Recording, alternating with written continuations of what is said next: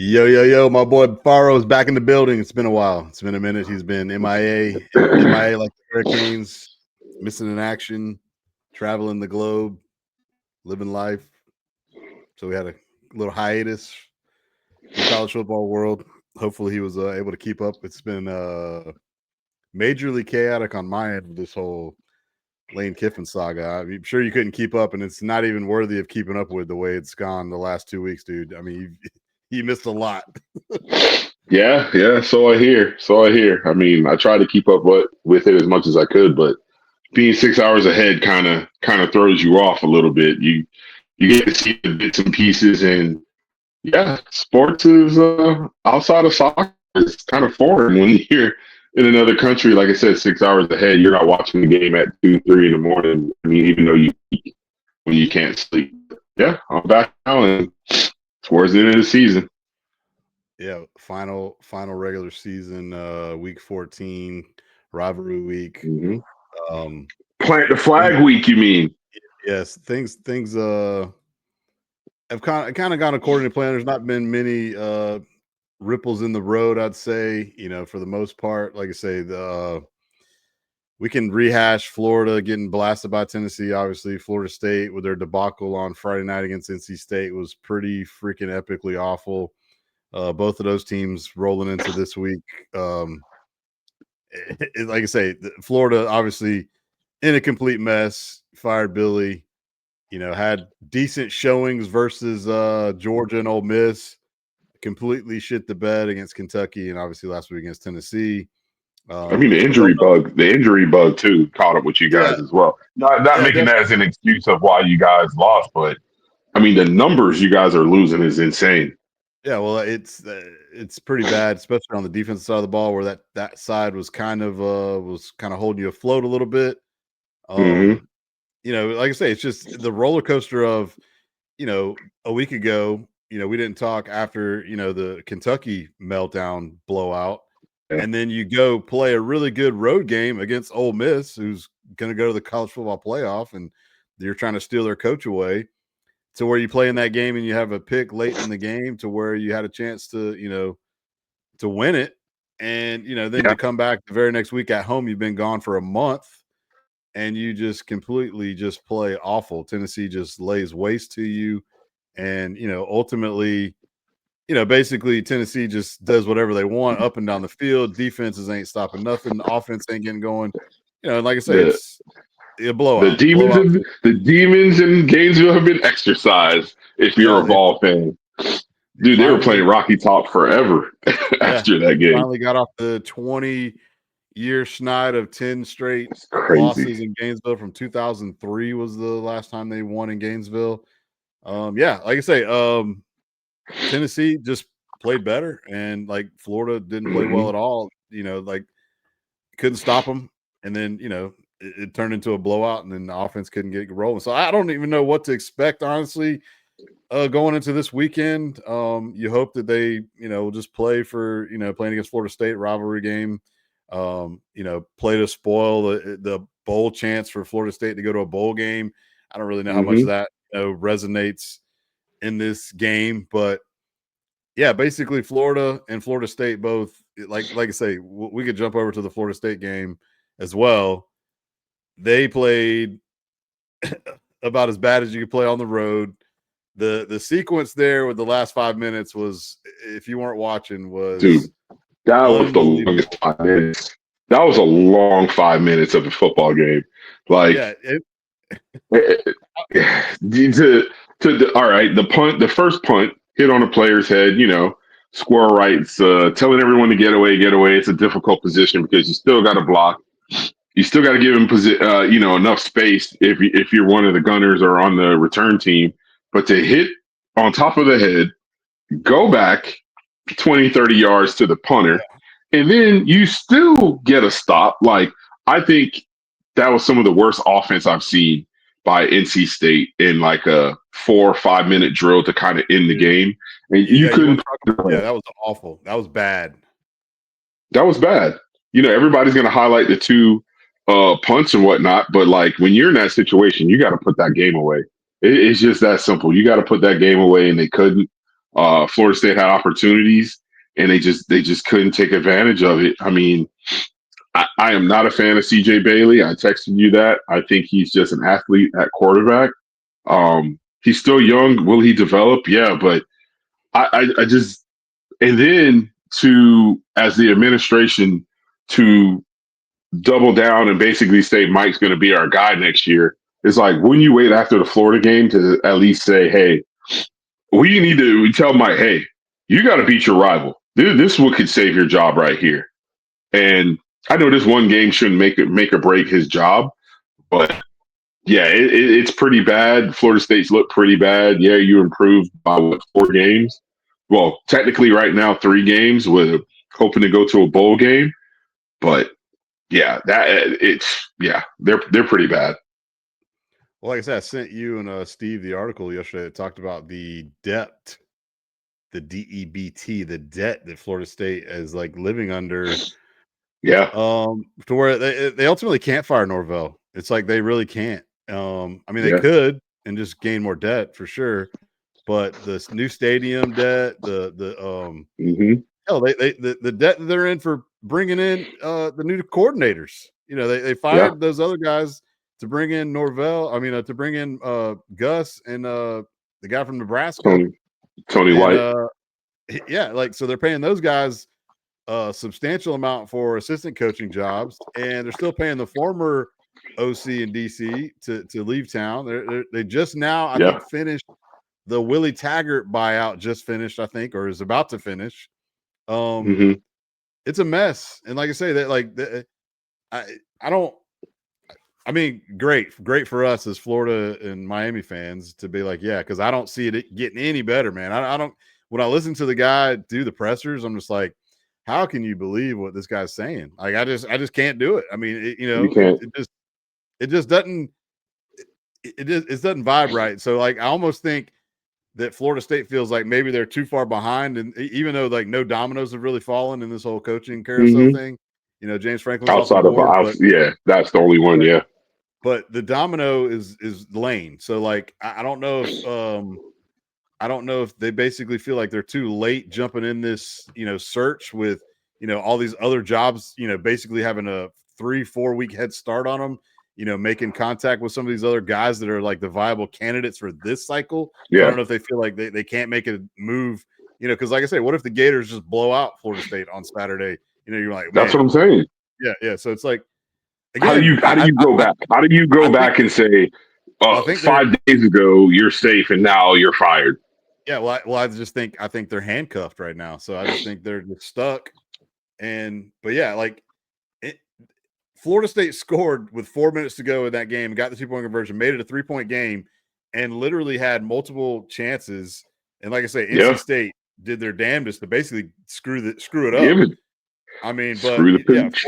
Florida State, you know, with the 2 muff punts, the head off KJ Kirkland, former Reigns Viking, it bounced off his head, goes 30 yards backwards.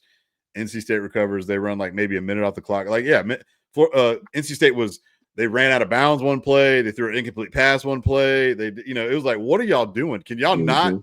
like kill this clock out? And they pretty Right. much didn't. But ultimately, Florida State, you know, second muff from Squirrel, it was their demise, and they, you know, lose another game. And Yeah. yeah, so where's the improvement been? You know, it's hard to believe that this team beat Alabama week 1, man. It's pretty amazing. Um, Yeah. and 2 of your wins out of your 4 right now that you have are against East Texas A&M and Kent State, man. So like, Yep. you know, it's pretty bad. So like, again, no better in Mm-hmm. Gainesville. Like I say, you as a Canes fan, you're sitting pretty, like, well, sitting pretty as in we suck, and you guys are at least winning ball games, at least in the conversation. Mm-hmm. Mm-hmm. Yeah. So like I say, Miami. We'll jump over to you guys now because Miami basically handled business, and you know now the big thing is where can they fall in line in this rankings of the CFP that are going to come out, and like you know where can they go? They're a long shot at best to sneak into the ACC game. There's too many scenarios that I think doesn't fall their way for that. So now it just comes down to can they get in the top 12, and it's just going to be interesting to see where these rankings lie because the big argument is they're behind Notre Dame right now, who they beat with the same record. And, so that's the biggest argument case. But Canes beat Virginia Tech. I think they're going to be in for one this weekend. But I don't know if Pitt blew their load against Georgia Tech, in my opinion. We'll talk about that in a little bit. But, yeah, Virginia Tech, they've been terrible too. So at least they got their man in James Franklin, who I think was a good hire. How do you feel about the James Franklin to Virginia Tech hire? You think that was a good hire? I think that's more his speed in a sense of there's really not going to be that much pressure. I think if he could get 8 to 10 wins to start off right away, it'll be way better than what they've been with Brent Pry and whoever the previous coach, I forgot the dude's name, because it's been pretty, Fuentes. It's been pretty bad the last 4 or 5 years. They'll get a win here and there. Of course, they'll beat, it's the ACC, so it's like a round robin of things. But I think Franklin's going to be a good hire. It all depends on who he brings in on his staff. It sounds like he's going after a lot of the Penn State recruits. Like I say, he should be able to get between 8 to 11 wins in the ACC, in my opinion. I think he's going to do that. I think he's a good coach. I'm not saying he was over his head at Penn State. I think he did a good job at Penn State, but it just gets to the point where it gets stale. And yeah, winning 10 games is great. I'm sure you as a Gator fan, and Ricky as a Florida State fan, would be happy with 10 wins every year that your coach is there. But it gets to a point when you're not beating your rivals, you're not winning your conference, you're not, outside of last year, you're in the place of we're playing for a playoff, the 14 playoff. It just, as a booster, as people that give money, it just becomes stale after a while. It's like, yeah, you got 10 wins, and you got 2 losses. Who are the 2 losses to? It's always to Ohio State, Michigan. After a while, you get tired of it. I think he could go to Virginia Tech and contend for a conference title within 2-3 years if he gets his guys in there. Yeah, like I say, I don't know. I feel like it was a little like premature if I'm Penn State. I mean, sure, you're tired of that, but we just got into this new age of the 12 teams. You got in it last year. Obviously, this year you were expecting because you had so much coming back from that team. Obviously, it failed miserably. Even if Franklin was the head coach, losing Drew Aller, you knew the season was kind of a wash in a sense. Like it failed. And so if you win 10 games, you're pretty much going to be in that playoff talk every year. So it's like you don't know where it could have gone because, you basically fired them before, we can get going. Even if they're expanding this thing to 16, so like, my thing with the whole Penn State thing angle of it is, who are you going to hire? What hire is going to make a splash in this to where you ultimately are going to get a guy better than James Franklin? I mean, I know you're bagging on Franklin, not you, but everybody bags on Franklin for not winning the big game. But like, who the hell are you hiring that's won big games that's going to basically take you to where you want to go? And name a candidate that's even available, because they're not in the lane sweepstakes. They're not getting a Lincoln Riley stealing him away. They're not getting a Kenny Dillingham.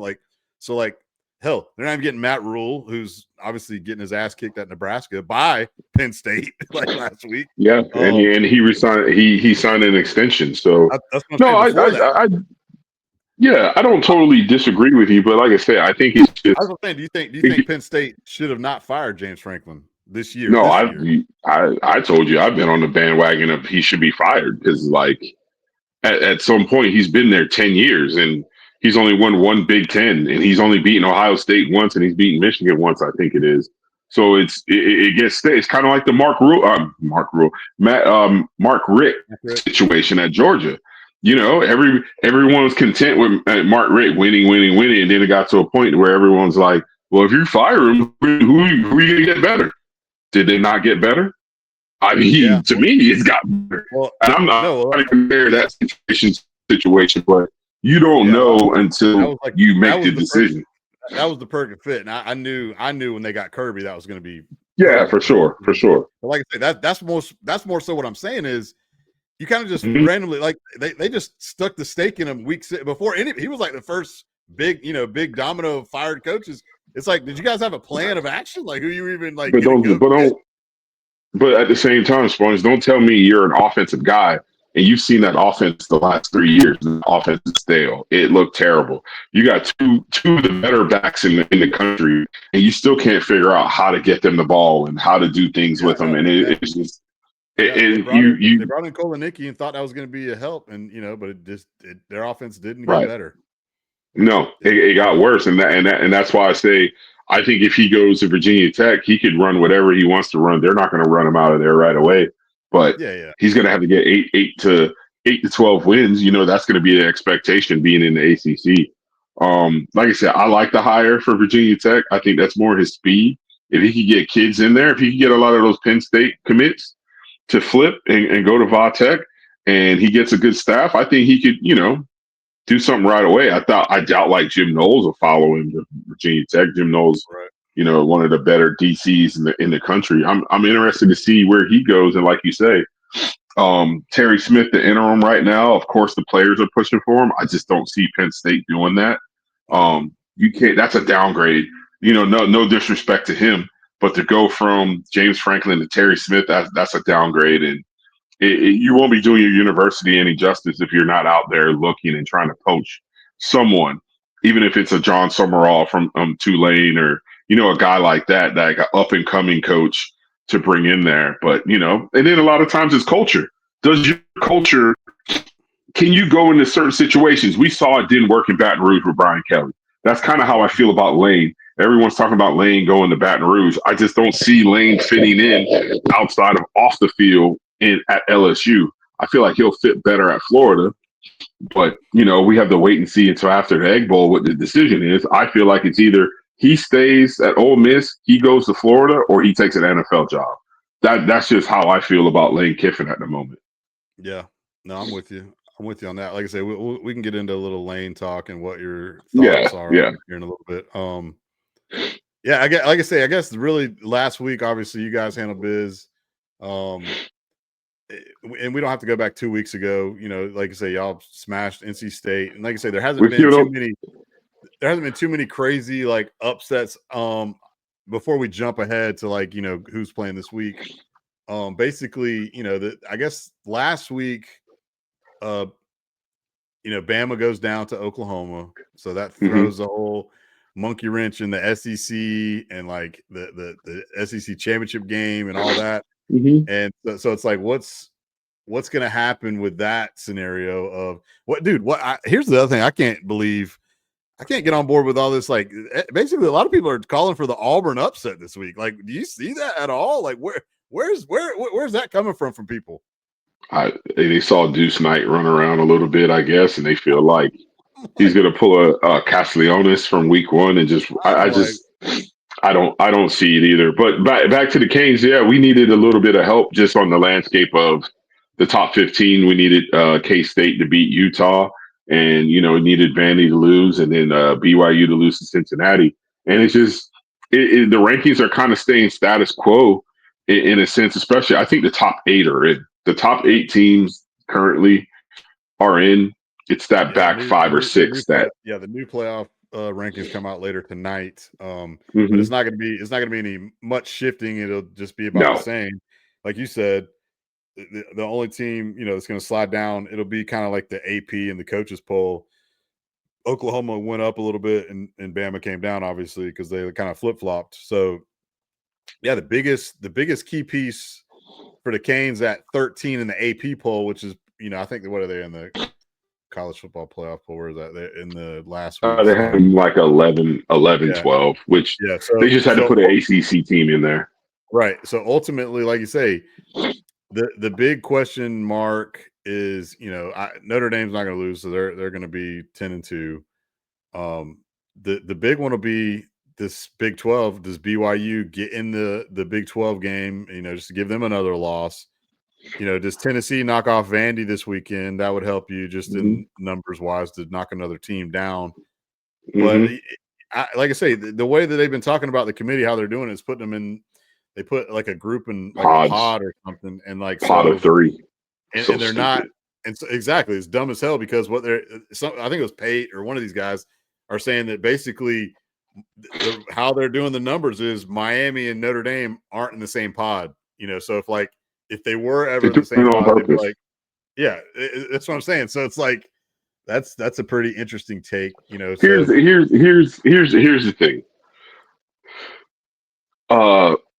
You're telling me that head to head doesn't matter. That's all I've been hearing. Head to head doesn't matter. It's the right. dumbest stuff ever. Why do we play football if head to head doesn't matter?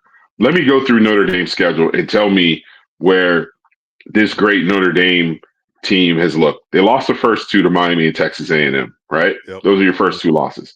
Granted, you lost by 4 points total between the But it two. was the same thing as for Miami. Like their two losses are like combined like 4 or 5 points. So like Yeah, they're the same. They're like it's like hold on, identical. hold on. Let me go. Um, so then you have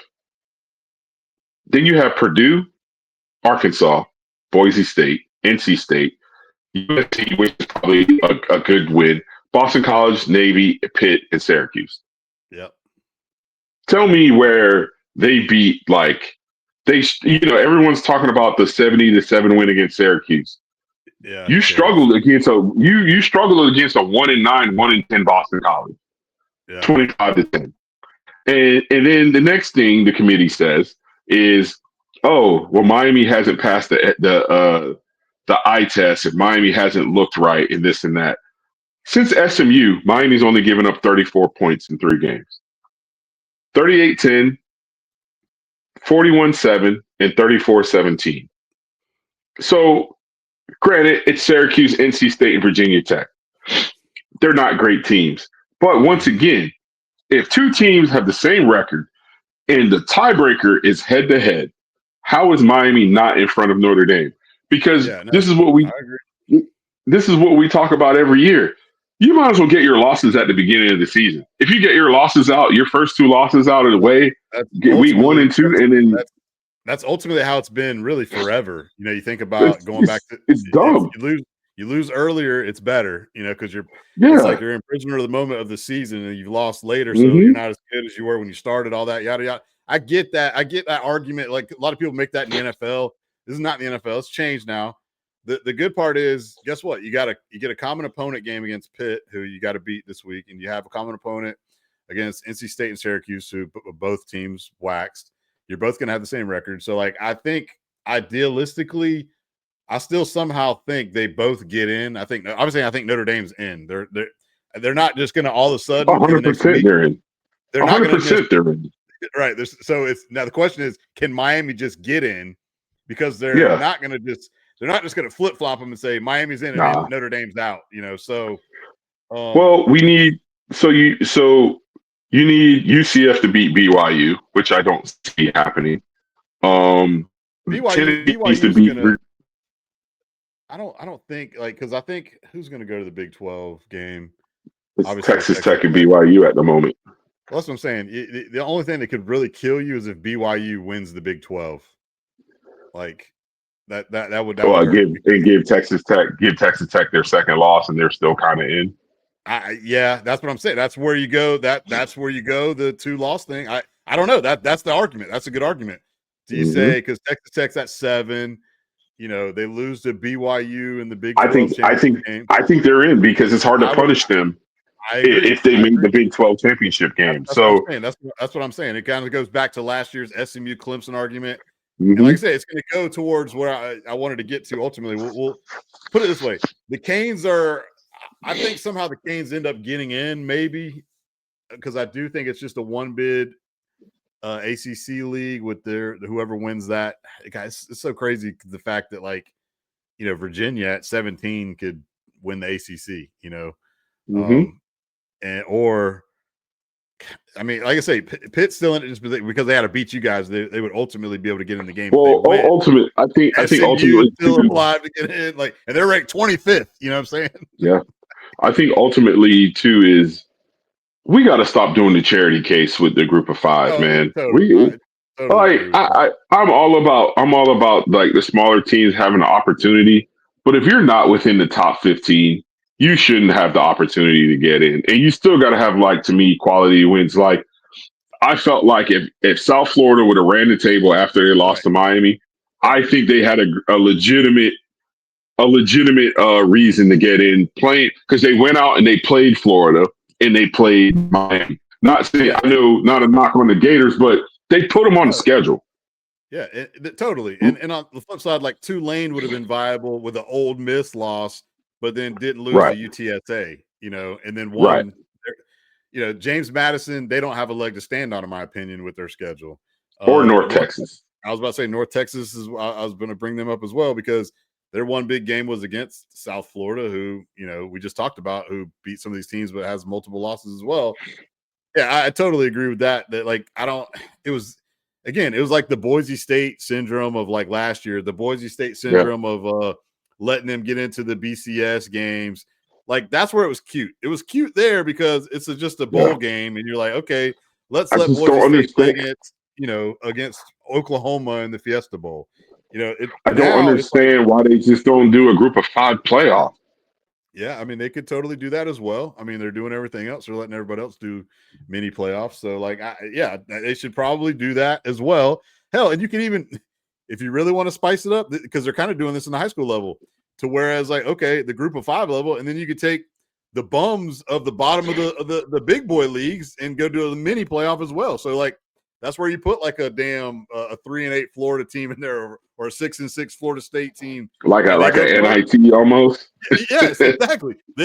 Like, I mean, why not? They do it in basketball, so right. that's a great example for us. So yeah, we should stamp it for NIT football. People will still watch it. God, it's football. Right? Yeah, it's football, of course. So again, but that would be more of the speed of you're not good this year, so you don't belong in the big boy tournament. Go play it off. Again, and that I don't want to just bag on the little guy, but again, who's picking? What are we doing here? What are we doing here? Texas or South Florida to go beat Ole Miss or Texas Tech or Oklahoma? Nobody. No one. No one. And we even didn't want to see like SMU last year go to Penn State because we were just like, man, they're not going to beat Penn State. So it's like, and they did. They got smashed. Exactly. So it's just the levels of how far it goes down is big. But this is my next scenario talk was Alabama. Okay. Alabama is like pigeonholed into the damn SEC championship game just because of their record. And so ultimately they're going to play and they're going to beat Auburn. I don't know what all this, they can X themselves out if they lose to Auburn for sure. Hey, if Auburn wins, I won't be mad. Yeah, no, that would definitely help you out for sure as a king. But I don't see Deuce Knight just all of a sudden on a night. No, not at all. And so ultimately what my biggest question was, and I think we have with Joe, is if Alabama, has to go play in this game and they catch that loss to A&M or if whoever they end up having to play, should they be eliminated because that's their third loss? And having to go play in this game to whereas Ole Miss doesn't have to go play in that game. Oklahoma doesn't have to go play in that game. Georgia doesn't have to play in. Yeah, so like they don't. That's where that is like a double-edged sword of like, well, congratulations, you just collected your third loss and now you're out of the playoff. So it's like I don't know what to do with it. Like that's what I'm saying. But I would much rather have Alabama in than fucking North Texas. Yeah, I totally agree. I totally agree with that. I just don't. Here's the other one that you got to throw in there. What if Ohio State can't beat Michigan? What if Michigan beats Ohio State? I think they leapfrog Utah, Miami, and they're in. And I don't think Michigan is that good of a team. But you have to reward them for beating the number 1 team in the country. Say if they do win, I don't think they will, but but if they do, how do you not put them in? Yeah, how do they not become the best 2-loss team? So if the best 2-loss team right now is Oklahoma at 9-2 and they finish the season 10-2, and Michigan does win and finish the season 10-2, how does Michigan not take the claim of here? So that would put them at 8. Here's kind of where I think college football records are kind of dumb at times. So I think Oklahoma may be the best team in the country. If you put their schedule up, they're playing some good ball right now. You put their schedule up versus Ohio State, Indiana, and Oregon. Their schedule is 10 times better than those 3 teams. Because I was looking at the other night. If you look at Ohio State schedule, Indiana schedule, and Oregon schedule, they're one game schedules. They're literally one game, maybe two. They had the balance of the imbalance of the bottom half Right. of the Big Ten this year. It's kind of crazy how that worked out. And here's the crazy part about it too. Guess what? Texas A&M got the bottom half of the SEC this year. So did Notre Dame. Notre Dame played the bottom half of the ACC. They're not in the ACC, but they played the bottom half of the ACC. Yeah, it's the schedule imbalance this year is showing up for a lot of these teams because hell, this is the other argument. This is the other argument we've talked about. You know, we had this debate the first week talking about the Gators schedule. You know, if they were to go 9-3, could they get in? Well, they're obviously out. But like, here's a team that's kind of on the verge. What if Texas beats Texas A&M this weekend, and they go basically 9-3, and would have wins over number 6 Oklahoma, number 5 Georgia, and number 3 Texas A&M? Name it. Yeah, that'd be a tough one, man. And they have a loss against the number 1 team in the country. So, like, yes, they have a bad loss against the Gators. You know, that's a bad loss. Yeah, but like, hell, they also beat Vanderbilt, who was a top 10 team at the time. I think here's where it goes to me. It's obviously it's going back to the Canes. Like when I hear the arguments of why Miami is not in, and it's like it doesn't make sense to me. The other night, you hear Joey Galloway dismiss the head-to-head Miami Notre Dame game, but then when he's talking about Utah, he factors in a head-to-head. I can't remember who Utah played. Then he wanted to factor in head-to-head, and I'm like, since when do we just dismiss head-to-head and just treat it like it's nothing? Really do that. No, you can't. But that's what they're doing. Then you hear they haven't looked good. They've given up 34 points in the last 3 weeks, and they put over 35 points up in all the games. And you can't tell me they are not looking better than they did in those 2 games that they lost. I think Carson played one of his best games of the season against Virginia Tech. The offense is opened up. It's just everything everyone was complaining about in the 2 losses. They've done the complete 180. The defense is playing better. I think the biggest problem, like you say, the eyeball test would be none of those teams. Ugly. It's not pretty. It's that too, but all those teams are not very good too. Like Louisville, you lose to the Louisville teams now. All of a sudden, they lost their quarterback. At the time, Louisville was still decent. Like Stanford's a dog, Syracuse is a dog, NC State's a dog, Virginia Tech's a dog. SMU is kind of like okay. Guess what? I'm not disagreeing with that. But when you look at the top 15, it's once again, show me Notre Dame's best win. Yeah, no, I don't disagree. Like I say, they've beat a ranked USC team. USC, who's average. Yeah, they're mediocre in my opinion as well. Miami's best win, which would be against Notre Dame, is better than Notre Dame's best win.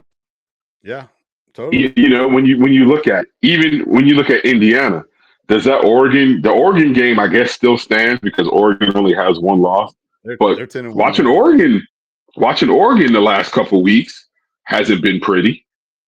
Yeah, no, I totally agree. I think Oregon is sitting where they are because they've had a relatively easier schedule. Like they handled business at home against USC this past week. But other than that, you know, like I say, they got that scare on the road at Iowa where Iowa had a really good chance to win that game. But, you know, can Washington throw a monkey wrench in it and knock them off this week? Who knows? But I'd still think Oregon would they have to go on the road to do that. But yeah, no, I think it's very wacky college football scheduling. I think also what we're not factoring in, especially with college football, there are going to be times where teams hit that little lull in the season where it's not pretty, but they get it done. Every team has kind of gone through it because look at Indiana. Indiana had 2 weeks where they struggled against Iowa and they struggled against a bad Penn State team where Penn State could have won the game. You look at Texas A&M. They were down, over 20-something points to South Carolina, and they came back and won. But there was a couple games also in there. Georgia, I think Georgia's pretty much handled business the whole year. Yeah, Ole Miss has had a couple games where it didn't look pretty. Texas Tech had a couple games where it didn't look pretty. Oklahoma, like I said, I'm going down the top 10. Bama, Notre Dame, BYU, Vanderbilt. They've all had stretches where, yeah, they got the W's, but it wasn't pretty. But it seems like the committee is putting these higher and extra expectations on Miami that supersede everyone else when everyone else is doing the same thing. And you're talking about the Pitt and SMU and Louisville losses. I don't think they were two bad teams. You're 4 points away from being 11-0. Yeah, You're for you sure. you're you're in overtime in one where you didn't get the call, but it was a bad pass by Carson. And then the Yeah, Louisville game, you still had an opportunity to either tie it to go to overtime or win. So I'm not going to sit here and cry spoiled milk because guess what? You got to win your games. yeah. You If got they to don't somehow get find a in, way. you got to find a way. If the Canes don't get in, guess what? They don't get in. They didn't deserve to get in. But the Yeah, argument is still going to be, how do you let a 10-2 Notre Dame in when you lost head to head?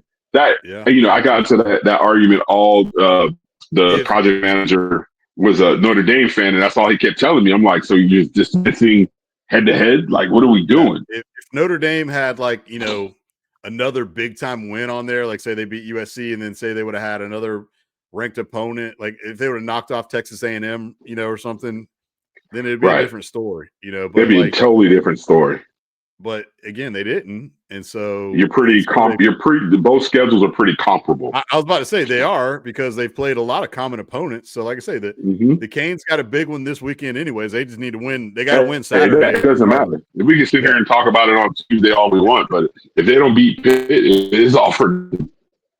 All right. Well, let's hop into that one. Let's hop into this week. All right. So, how are you feeling about this game? Pitt just put on an absolute dismantling of Georgia Tech, who completely just poo-pooed the bed after basically being in the head of the ACC race the entire season, and just got absolutely waylaid by Pitt. And it But was, I think we both kind of figured that was going to happen at some point. Just the style of ball that Georgia Tech plays was going to kind of catch up with them if they believed in Haynes King a little too much. So going into this game, the Canes are going to be a little bit healthier. Hopefully, Jacoby Thomas plays. He's a little dinged up in Virginia. Losing Keontae Scott 2 weeks ago was a huge blow to defense. But CJ Daniels, Mark Fletcher, and those guys are back. Hopefully for this week. The key to the games for me for Miami is on defense. They're going to have to get the Herschel and hit him, throw him off his rhythm, throw his timing off, get some nice shots on him, and our linebackers are going to have to cover those backs out of the backfield. They like to throw the ball a lot. Desiree took off this past week. I guess he took his little little PTO day. So we're going to have to slow him down. They're going to try to find ways. Cade Bell's going to find ways to get him out space. So the Canes are going to have to be able to tackle out in space and slow down the Pitt offense. And then on the flip side, for the offense, we got to run the football. I love what Dawson's been doing the last couple of weeks, being creative, finding ways to get Tony the ball or letting him be a playmaker. Carson's been efficient. And if Carson could be efficient and we can run the football and the defense plays well, obviously, as every team, I think we could win the game. It's going to be a tough one. It's a noon game, and hopefully the boys are jacked up and ready to play. Because, like you say, if you don't win, it doesn't matter. But yeah, you control your own a playoff. destiny. This is like a playoff. You need to treat this like a Yeah, playoff game because this is a yeah, win, and you got a chance. If you lose, you're out. It's definitely an yeah. elimination game. I like the Canes too because I feel like I know what the Canes are, and I know that obviously, like I say, I can't put my finger on you just a bad night on that Friday night game against Louisville. The SMU game felt like a sleepwalking road game, and all of a sudden you're in Too a many fight. penalties. Yeah, that too, and then you didn't take you let the refs get involved in the game, which you can't do. Mm-hmm. Yeah, they've gotten better, clicking wise, in the last 3 games, which is good. Like I say, being on the road at Pitt, I just feel like Pitt might have, like I say, just blew all their ammunition in that game against Georgia Tech. To whereas, in a sense, a little bit of a letdown in a sense, but they know they got a lot riding too. If they're trying to get in this Mm-hmm. they're trying to sneak in this thing through the back door by winning the ACC championship game. So right now, they're slotted to go against Virginia if they win. So they know if they can get past the Canes they're ultimately in the playoffs as well. Their playoff starts. We beat the Canes, then we get another game to where we can knock off Virginia, be the ACC champs. Maybe we slide into this thing, and who knows? So like they got to have the same mentality of, hey, we got to win this game as well. I just feel like take me back to, we'll use the team that we've been arguing about. This whole thing is Notre Dame. Notre Dame kind of handled Pitt how I think you guys should handle Pitt. You guys are comparable teams. I feel like Notre Dame's a really good team. I feel like Miami's a really good team. I feel like Pitt is just not there on that level yet. So the only question mark then just becomes playing the game at Pittsburgh, which is, the weather shouldn't be 35 is chilly, but it ain't gonna be like 10 degrees and snowing and all that stuff. So the sun's gonna be out. Yeah. The weather shouldn't be a factor per se, because it's not gonna be like raining or snowing or whatever. Well, I saw where Michigan is supposed to be snowing, maybe there's an 80% chance. Yeah, well, this is a Ruben Bain game. Ruben Bain, Mesidor. Hopefully Heatherman plays the corners up a little closer to the line of scrimmage to be able to give the defensive line opportunities to get hits on the quarterback. And they got to remember he's athletic, so he could get out of the pocket and he could run as well. But I think the biggest thing is slowing that Pitt passing game down. Yeah, they want to kind of run the ball, but that's not been their forte since he's been in at quarterback. Can they, like I say, can they slow the passing game down? Can Bain and Mesidor just get hits on the quarterback and just disrupt the game in that sense? And can the running game get going? Miami really didn't run the ball against Virginia Tech, but like I said, Carson had such a great game. And the creativity of offense it's been great the 3 weeks. They got the tight ends more involved. Like I say, bringing back CJ Daniels, if he's healthy, to throw in with the young guys. The young guys have stepped up with Shaw Moore, with Marion and Baby Jesus. They're going to try and double and triple him. So people got to take advantage of the opportunities, and Ballman and Elijah Laughlin at tight end. Yeah, I think the key too is like, basically Notre Dame started off super hot on Pitt, jumped out to a big, huge lead, 28-3 lead, something like that.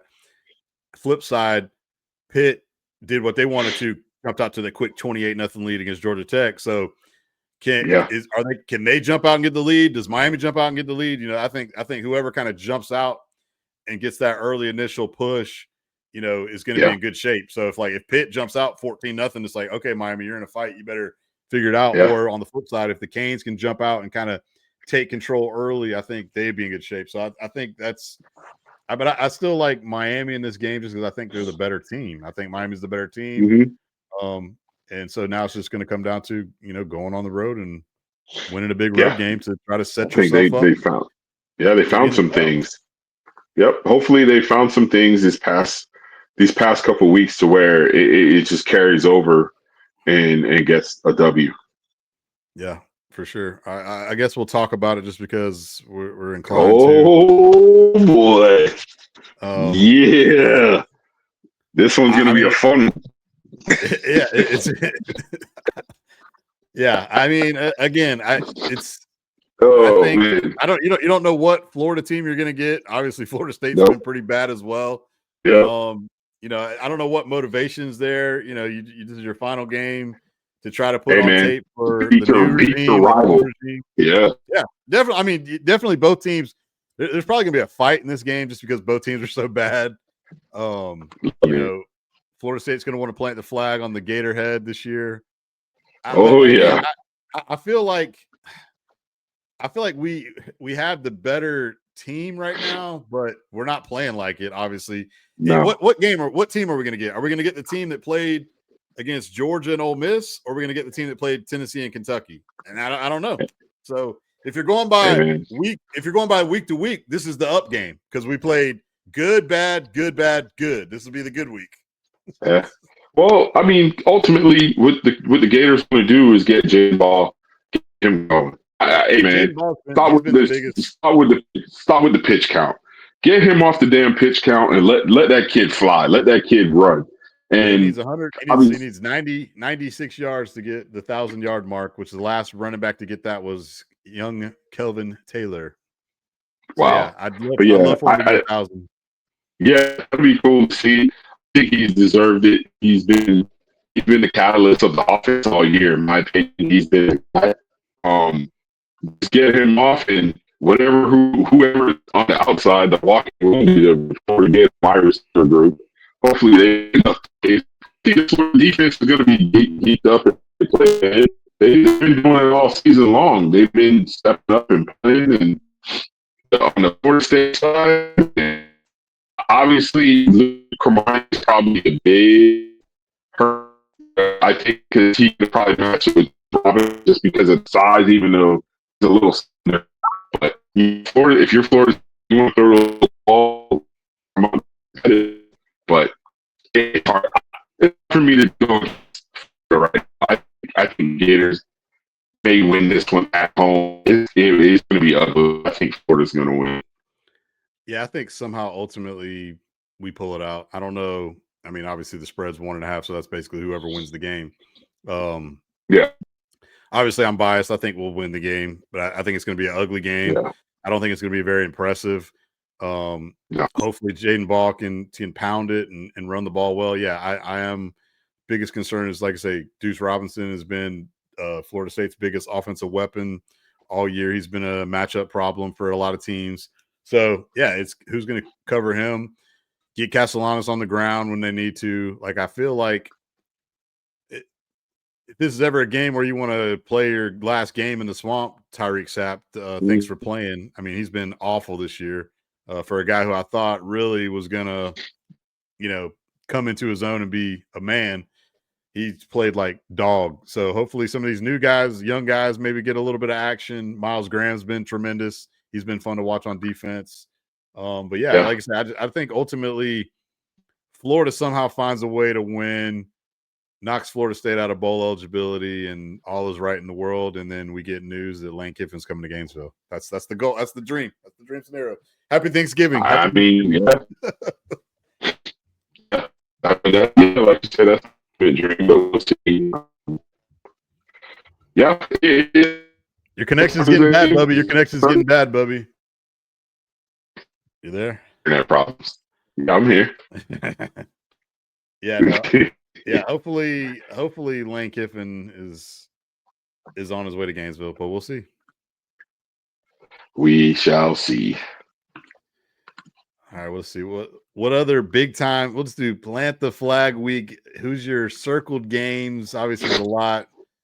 We talked about earlier. Can Michigan knock off Ohio State? No. Yeah, I don't either. No. Carnell Tate and Jeremiah took their PTO days this week as well.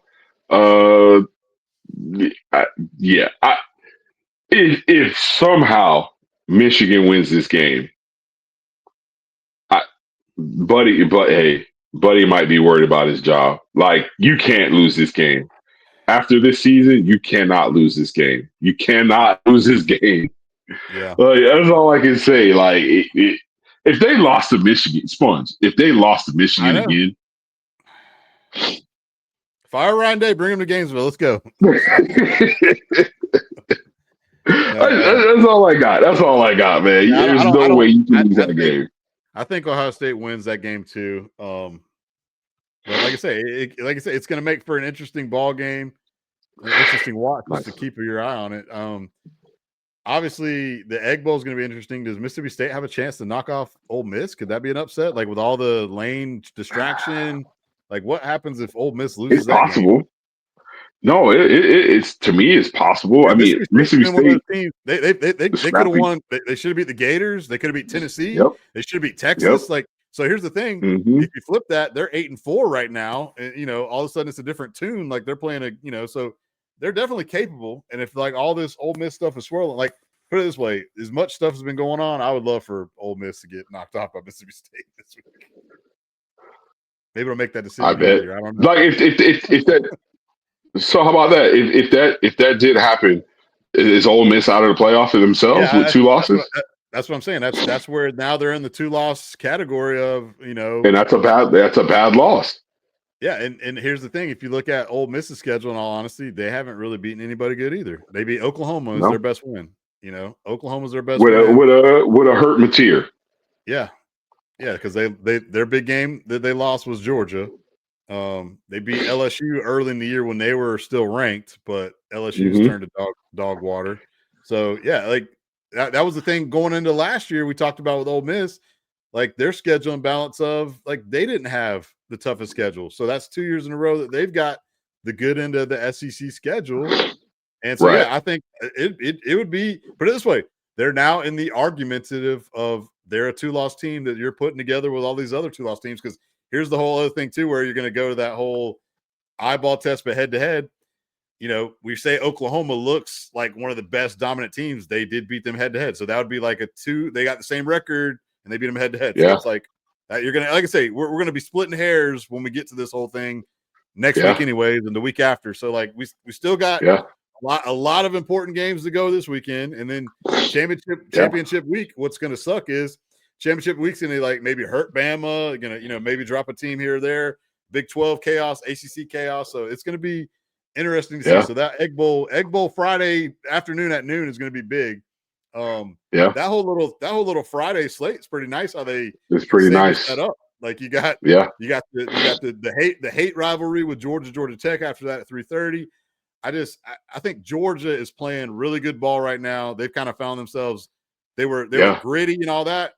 It's not pretty, but it's getting it done. Now they're getting kind of pretty with it. Now they're kind of like dominating a little bit. But Georgia Tech, we kind of felt like Georgia Tech is who they are. I think Georgia Tech played out of their mind last year in that game. Was Georgia Tech looking ahead to this game? I don't know how you were looking ahead against Georgia when you had Pitt. So I feel like Georgia wins the game. The line is like a little high for me. I'd probably take Tech in those points. It's like 14.5. Yeah. But yeah, then you got the nightcap on Friday is freaking Texas A&M and Texas, man. Like, hey, man. That was one of the best. I wish it would go back to Thanksgiving night, how it used to be, or Thanksgiving Day.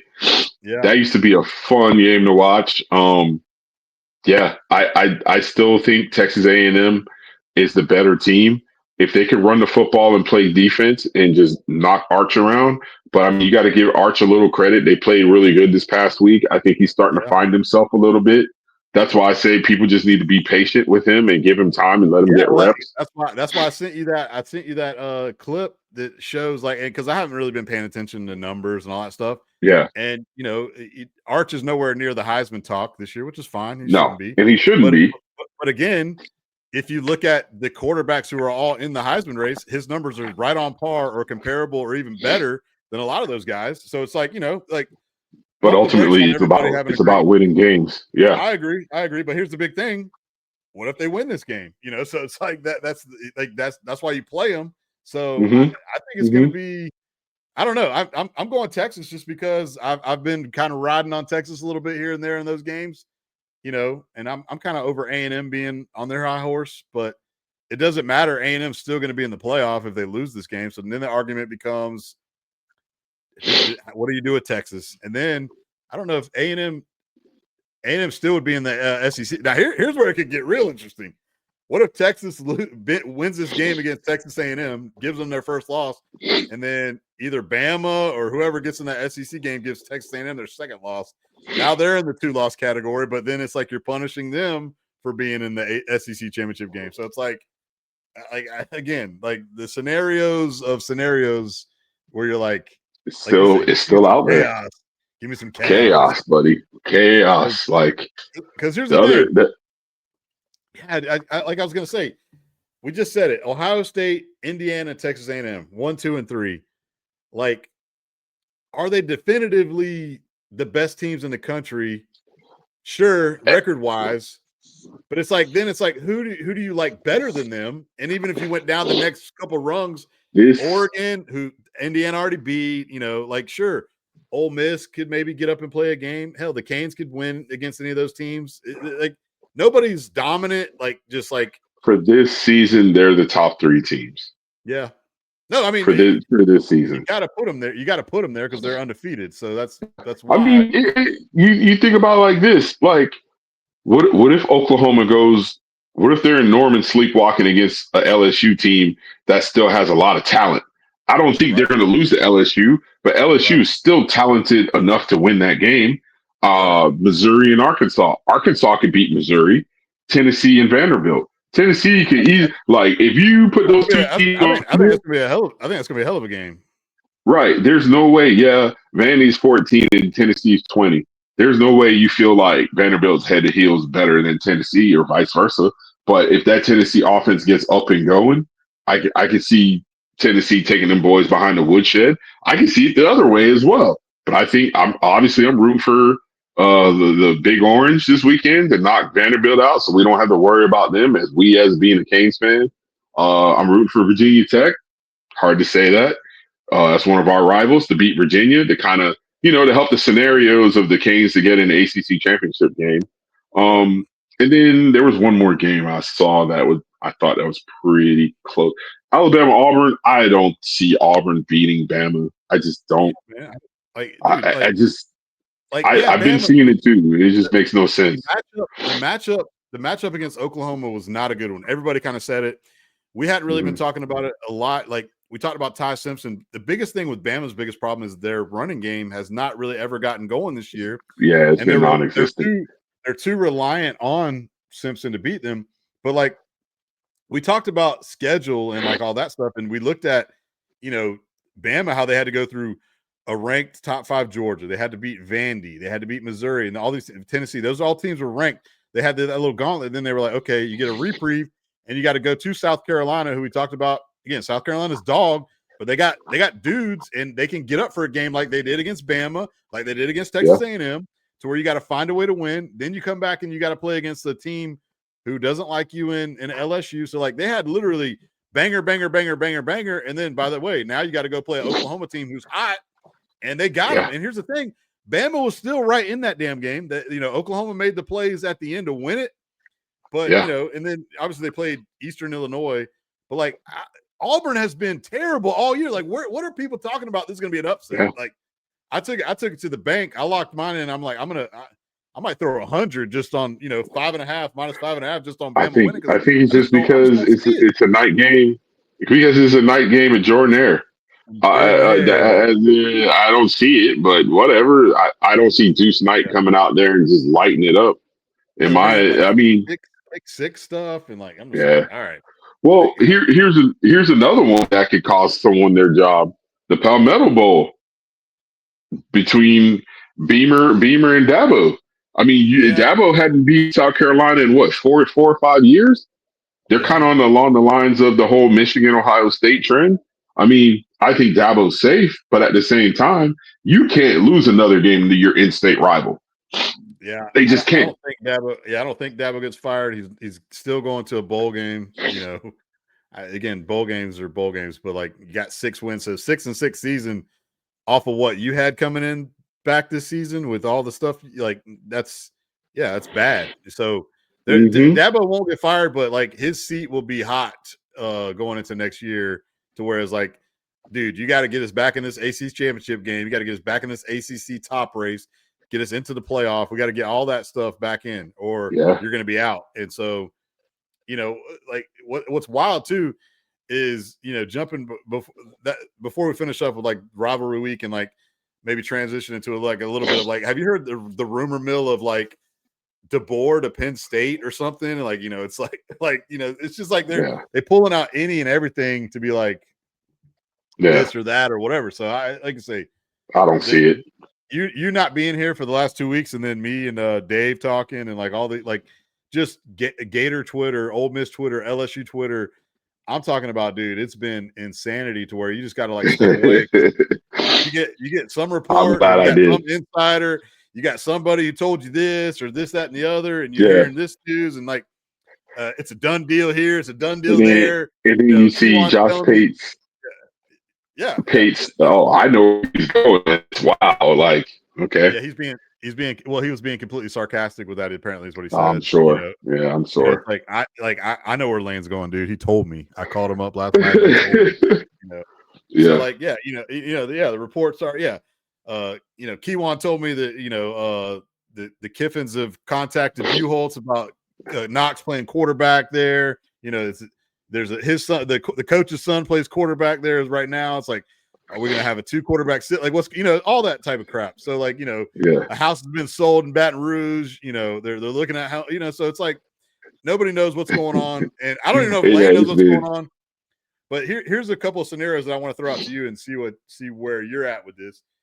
Okay. With this whole Lane saga, ultimately, what do you think? There's a couple of questions I have off of this. So here's the first one.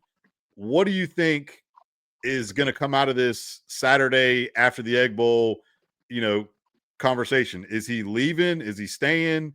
What do you say? What do you think is going to happen? Then I'll ask my backup questions. I think. Well, I told you earlier the three scenarios I see. It's either he stays at Ole Miss, he takes the Florida job, or he gets an NFL job. Right. So you think LSU is completely not in the mix? I the reason why I take Elliott, I just don't see Lane as a fit in Baton Rouge. I personally don't. Yeah. It Okay. just doesn't seem like something. And I'm talking about off the field. Calling, dialing up plays and being on the field, Lane could fit in anywhere. I just Mhm. don't know if he fits being in Baton Rouge. It's like weird. It just doesn't seem to me. It just doesn't seem right. I think he either takes the Florida job or he stays at Ole Miss. All right. So here's my caveat with that is I know this would be the biggest Lane Kiffin thing, but like if you're gonna stay at Ole Miss, why the theatrics with everything? And is it just for theatrics to Show where me when has Lane Kiffin ever been simple in anything? no, I know, but my thing is if I'm Ole Miss, I'm kind of like, dude, just make a damn decision and let's tell the Yeah, world, sign an extension, come to these I pressers agree. and say, I'm not going anywhere, I'm staying here. So it's like I just don't. That's why I I don't think he's agree. gonna all of a sudden. That's why I think he's leaving. Um, Yeah, Ultimately, I would love for it to be Florida, but like I do think LSU is somehow in this thing. But in all honesty, all three of them are basically offering about the same, from what I hear. yeah. So money's not the big thing. There might be a little bit here, might be a little bit there. So it's ultimately all about the same. So what it comes down to is where do you think you can win the most and win the fastest? Like obviously, I think the biggest thing is I think he wants to coach this team still. And so Yeah, the question I posed earlier when I was talking to Dave, Gator Dave, was if you're an Ole Miss fan, if you are an Ole Miss fan, and I want him to coach. I don't right. care if he's leaving. Okay. I want So him to coach okay, so there you go. So that my question was because you hadn't been there before Lane, and who's to say you ever go back there after Lane? right, Because who, if he leaves, who are you going to get better than Lane? right. So I here's know I like said that earlier about Penn I State, agree. Well, but I here's the think thing. Penn If State I'm an is Ole a Miss fan, more I want him to coach too. It's like if you say he yeah comes out and says, here's the thing Saturday. He's like, okay, comes out. He's like, Lane is decided he's going to leave and take another job opportunity, but we're going to allow him to coach this team to hopefully a national championship. Cool. The problem with that too is like you're going to have lovers scorn. Like half the Ole Miss fan base can be like, "F this guy's leaving us," hmm or half of them are going to be like, "Hell yes, let's go, Lane." but I But think they're then dumb. yeah, so, well then somebody else brought up another point of like, okay, so he's decided to do this. What if he goes on and win the national title? And he's like, you just win the national title and you're like, I'm leaving now? Or could he change his mind? So it's like there's so many. No, I think you're yeah. It'll be crazy if he did. I think he's gone. If he Yeah. says he's leaving, but he wants to coach the team, there's no going back. Um, the Yeah, I don't think recourse, Ole Miss is gonna allow that, honestly. well, the recourse, even from just say if he took the Florida job and Florida's like, well, we got a contract with you, and you're trying to renege on that, like between the two schools would be, and our guy up there in the SEC office, he ain't trying to have all of that noise. He ain't Yeah. trying to hear all of that. Where, yeah, I took this job, but I'm finishing my last job. I won a national championship, and I'm having buyer's remorse in a sense, and I want to stay. Yeah. Yeah, nah. And I think that's kind of where Ole Miss is at. It's like, hey man, just go out the door. Kind of how Yep. Saban did them that one year when Saban was like, dude, you want to leave? I'll help you. Go ahead and leave, and we'll let Sark call plays. But they're not winning without Lane. If they make the playoffs, they gotta let Lane finish. I don't see them winning without Lane, honestly. Yeah. I agree. I agree with that too. So like that's the biggest caveat question is like, okay, so if Mm-hmm. he's decided to leave and then, so Saturday's announcement that he's leaving, they he's out the door, then the next question is, okay, where's he going? And so that's where, I don't know. Like I say, I've been split because, when it first happened that we fired Billy, it was like, okay, we knew that it was going to take like 4 or 5 weeks to get to this point. So it was like, you knew he wasn't just going to like, I'm leaving like, like 8 week, like week 9 when they were playing, Oklahoma, we were like us But I Gator fans, think, like me secretly rooting for like, come on, Oklahoma, I need this upset. So just make this but easier. I think after last year, after the whole debacle with Billy last year, I think the university had to show that they were serious about moving on to another coach, and that's why they had to do it. No, Because for remember sure. last year, everyone thought Lane had the job last year, and somehow Right. Scott Strickland just comes out of the blue and be like, "Oh, by the way, Yeah, exactly. Billy's keeping his job." So, Yeah. and then if you're Lane, you're sitting there like, "Well, shit, I thought I had the job, and Yeah. now you're telling me you're keeping your coach? Well, when you No, guys fire him, then come talk to me." yeah, and like I say, that's where part of me can be like, it's Lane Kiffin, so he could basically be like, yeah, I'm going to Florida, and be like, you know what, I'm going to go to LSU. They're paying me just as much. I'll Yeah, go win titles there too. So I can see him doing all three. I don't really see NFL coming into the mix because I don't think he's been in talks with an NFL team. So for you just to basically up and say I'm done at Ole Miss and I'm waiting for an NFL hmm job, like I don't think that's in play. Um, ego. so, but obviously you'd be sitting. I don't think you just quit to basically say I'm waiting on an NFL job when you haven't had one necessarily lined up. I mean, now again, Yeah, but who knows? ego is a bitch, and I get that, but he could go to sunny South Florida and coach down there, or he could go coach Cam what I'm Ward saying is in Tennessee. I know what I'm what you're saying is saying. those teams haven't fired their coach yet. Though is what I'm saying.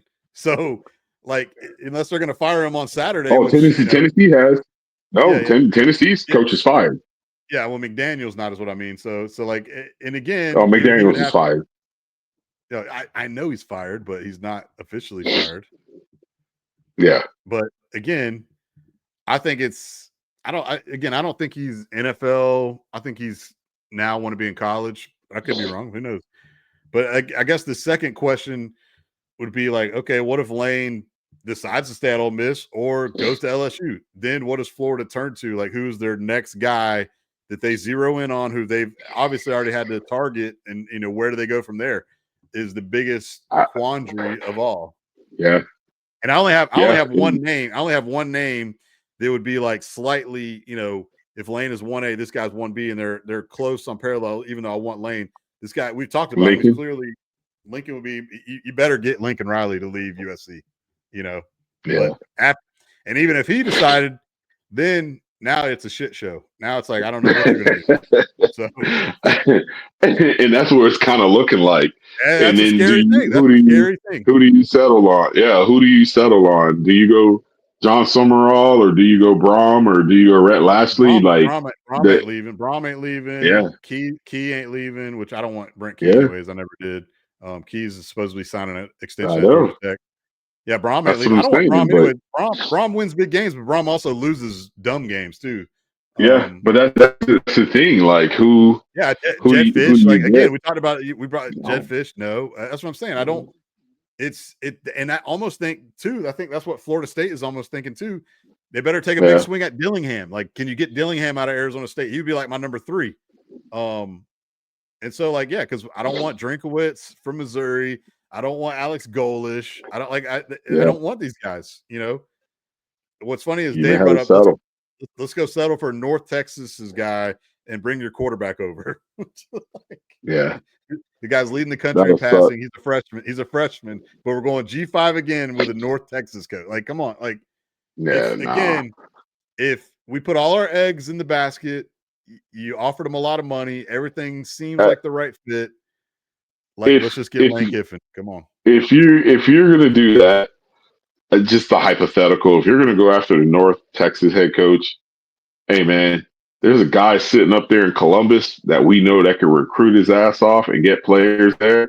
He has some of the best receivers in the last 6-7 years.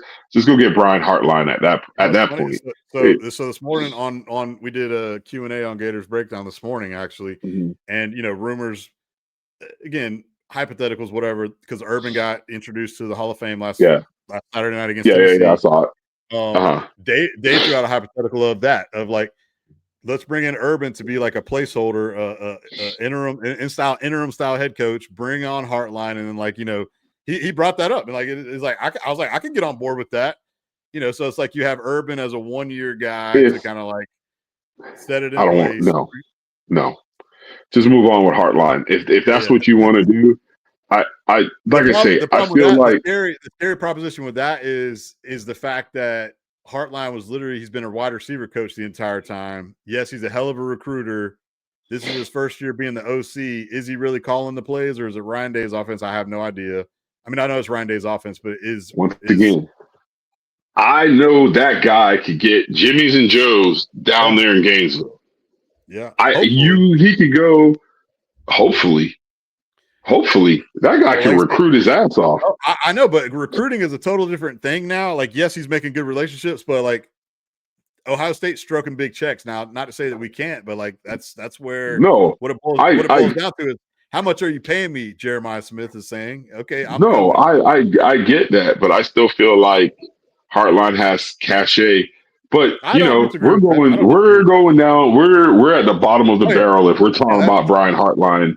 Yeah, no, we're talking about if 5 or 6 guys are telling you no, and then you're on to the North Texas coach and the JMU coach and guys like that. At that point, fuck, just go get Hartline or go up and get your boy at in Georgia, the DC. I can't think of his name. Yeah. Schumann, or go hire Ryan Grubb or somebody like that, or like I say, go out to Dallas and reach out to Rhett Lastly and see if he would like to come. And if you're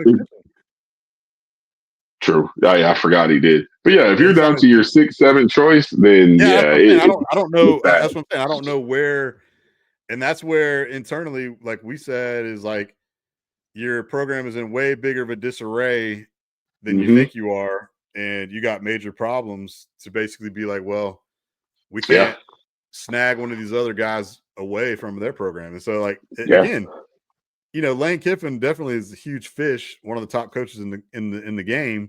So he's obviously in talks, and the question is, what's he going to do? And like that's where nobody knows. Everybody thinks they know. They got insider intel. So we'll know on Monday. I was about to say the best part about it is they're going to play their game Friday, so we can see that. Will something leak out before that Saturday? Whatever, and then we'll find out Saturday, and then we'll go from there. Our guy up there in the SEC office is not trying to have all of that distractions to his game. He probably wants that to come out Sunday afternoon, Monday morning at the earliest. We're going to find out Saturday when this statement comes out from Ole Miss. You're going to put it this way: Saturday we're going to know whether or not Lane Kiffin's coaching at Ole Miss or not, and that's it. So then it comes down to, okay, he's not coaching at Ole Miss anymore. They made the statement on Saturday, which is when they're saying I think they'll probably leak that out on game day or something, and then that's where. Oh yeah, it'll get leaked out. The question is, could it get leaked out before Friday's game? So, and like I say, if he tells the players, then we're gonna know. Yeah, that's what I'm saying. So I think, like now you got players tweeting out like stuff, like Trinidad's tweeting out, Kewan Lacey was tweeting out, like we're focused on the Egg Bowl, we're gonna win this thing. We got great leadership with Coach Kiffin and the other coaches, blah blah blah blah blah blah. So it's like they're saying all the right stuff. Lane definitely is hating life in these press conferences now. They've gotten super awkward, and he's like, I'm not answering questions by it. They've already had that, and then he still gets questions by it, and it's just like it is just a awkward, ugly situation. So again, he only has to deal with a couple more days. They play their game. But my thing is, if you were just going to stay at Ole Miss and you didn't have to deal with all this awkward situation stuff, why deal with the theatrics? You'd be like, no, I agree. So I agree. Like, I don't think you're just going to all of a sudden, we're faking you guys out. He's going to stay. Yeah. It just doesn't seem like that. So, and a lot of Ole Miss fans, I think, are feeling it that, he's out the door. So again, now the question be, is he coming to Gainesville, going to Baton Rouge, or has he got some other option in mind? So hopefully it's Gainesville to turn my program around. I know a lot, like I say, I know a lot of. He's going up to Happy Valley. A lot of my friends, a lot of my other friends of other teams don't want to see Lane Kiffin in Gainesville. They'd rather just keep Sunbelt Billy or whoever. Don't matter to me. It's not like the Canes and Gators are going to play anytime soon. I was So about to say they would only play in the playoff now if yeah, for I the mean for they probably won't play. I was about to say the next 10 years, maybe. yeah, I don't know. Like I say, we talked before. They need to start doing in basketball crossover with the new schedule to make it a little bit Conference. ACC, SEC, Yeah. Big 10, Big 12, ACC, Big 10, Mm-hmm. SEC, Big 12. Like they need to do a crossover and make it comparable. The top teams play the top teams, the bums play the bums, and at least you're playing, some other Kind teams of outside like of your division. how the NFL does it, where the first place team in every division plays against each other, and you can do that, and then you still have what 2 games? You still have 2 games to play against each Yeah, other because, like your I say, it's rivalry safe, and yeah. Because the frustrating thing is yeah, you got your boy up there and up there in Indiana talking all his trash and talking about SEC. And it's like, dude, have you looked at your schedule? Have you yeah, looked at Old Dominion, Kennesaw State, and Indiana State are your first 3 games? And you're yeah, going to sit here and everyone gets mad. Yeah, like this past week, it's the week where the SEC basically gets like a bye week, all yeah. SEC. We're playing a Y'all bunch did of that good week buddies. too. Exactly. To 1, 2, and 3. Yeah, Indiana totally. did that. So it's like stop it with the schedule like nonsense for coaches. And it's like, how about this? I don't care if you play 2 of the 3 or 1 of the 3. I need you to play a better team in a non-conference situation. Totally. Like like I say, Miami's getting punished for playing Notre Dame and Florida in a sense. One, the head-to-head doesn't matter in one game. The other game, the other team is good, so it doesn't matter. So that week is mine. But at least we're out there playing different teams. You know what I'm saying? It's you got to reward the teams that are willing to play outside of their conference, of another Power Four conference, and not playing Old Dominion, Kennesaw State, and Indiana State. Yeah. Like, come on. Like, let's be real. I would have to play Washington State. You're breaking up on me a little bit. Yeah, I'm done ranting about that. All right, dog. Well, like I say, this is it's a good week. It's the favorite week for a lot of us because there's a lot of good matchups, a lot of hated rivalry games. Upsets, yeah. Yeah, and there's going to be some upsets. No, that's what I'm saying. Which ones we don't know. Yeah, so far everything's kind of gone according to plan, but Mm-hmm. we have a little bit of chaos. But again, there's still some good matchups where one of these good teams are going to like Texas A&M. One of those teams got to lose that game. So, yeah, yes, we're expecting A&M to win and they're in the top, but that's a game where it's not like A&M's playing, a dog team like Missouri or somebody in the Arkansas. They're playing a team who can knock them off. So it'll be interesting to see if these top teams can hang on to their spots or if we get a couple of upsets, which we haven't really seen too much of. But yeah, it's been chalk, but we'll see. And like I say, we'll be back to break it down and then talk a little SEC, ACC, Big 12, Big 10 championship games before that final 12 is released. Until then, my boy Faro's back in the building. Hey guys, tell Faro to get some better internet, guys. Yeah. I'm at the mercy of my provider. Oh man. Go Canes, go Gators, screw the Noles. Happy Thanksgiving. Enjoy your Happy Thanksgiving. Enjoy your college football, and we'll holla at you later. Peace.